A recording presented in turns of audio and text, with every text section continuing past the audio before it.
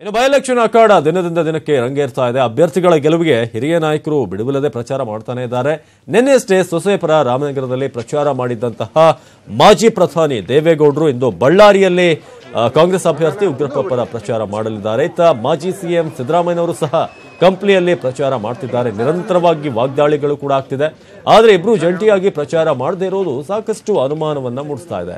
ಇನ್ನು ಹೊಸಪೇಟೆಯಲ್ಲಿ ಮಲ್ಲಿಕಾರ್ಜುನ್ ಖರ್ಗೆ ಸಹ ಪ್ರಚಾರದ ಅಖಾಡಕ್ಕೆ ಧುಮುಕಲಿದ್ದಾರೆ. ಇತ್ತ ಬಳ್ಳಾರಿಯಲ್ಲೇ ಬೀಡುಬಿಟ್ಟಿರುವ ಡಿಕೆ ಶಿವಕುಮಾರ್ ಇಂದು ಸಹ ಭರ್ಜರಿ ಪ್ರಚಾರ ಮಾಡಲಿದ್ದಾರೆ. ಡಿಕೆಶಿಗೆ ಸಚಿವ ಯುಟಿ ಖಾದರ್, ಜಮೀರ್ ಅಹಮದ್ ಖಾನ್ ಸಾಥನ್ನು ಕೊಡ್ತಾರೆ.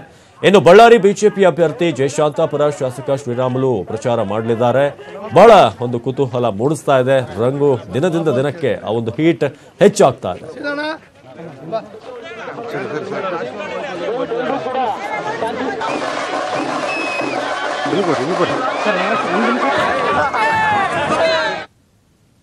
ಇನ್ನು ಇತ್ತ ಜಮಖಂಡಿ ವಿಧಾನಸಭೆ ಚುನಾವಣೆ ಪ್ರಚಾರ ಕೂಡ ಇಂದು ರಂಗು ಪಡೆದುಕೊಂಡಿದೆ. ಬಿಜೆಪಿ ಅಭ್ಯರ್ಥಿ ಶ್ರೀಕಾಂತ್ ಕುಲಕರ್ಣಿ ಪರ ಬಿಜೆಪಿಯ ರಾಜ್ಯಾಧ್ಯಕ್ಷ ಬಿಎಸ್ ಯಡಿಯೂರಪ್ಪನವರು ಪ್ರಚಾರ ಮಾಡ್ತಿದ್ದಾರೆ. ಹಾಗಾಗಿ ಹೆಚ್ಚು ಸ್ಕೋಪ್ ಸಿಗ್ತಾ ಇದೆ. ಕಾಂಗ್ರೆಸ್ ಅಬ್ಬರದ ಪ್ರಚಾರದ ಬೆನ್ನಲ್ಲೇ ರಾಜ್ಯ ಬಿಜೆಪಿ ಟೀಮ್ ಇದೀಗ ಜಮಖಂಡಿಗೆ ಶಿಫ್ಟ್ ಆಗಿದೆ.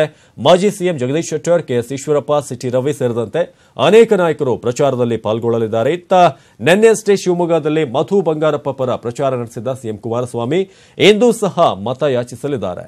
ಸೊರಬ, ಸಾಗರ, ತೀರ್ಥಹಳ್ಳಿ ತಾಲೂಕಿನಲ್ಲಿ ಮಧು ಬಂಗಾರಪ್ಪ ಪರ ಸಿಎಂ ಕುಮಾರಸ್ವಾಮಿ ಪ್ರಚಾರ ಮಾಡಲಿದ್ದಾರೆ.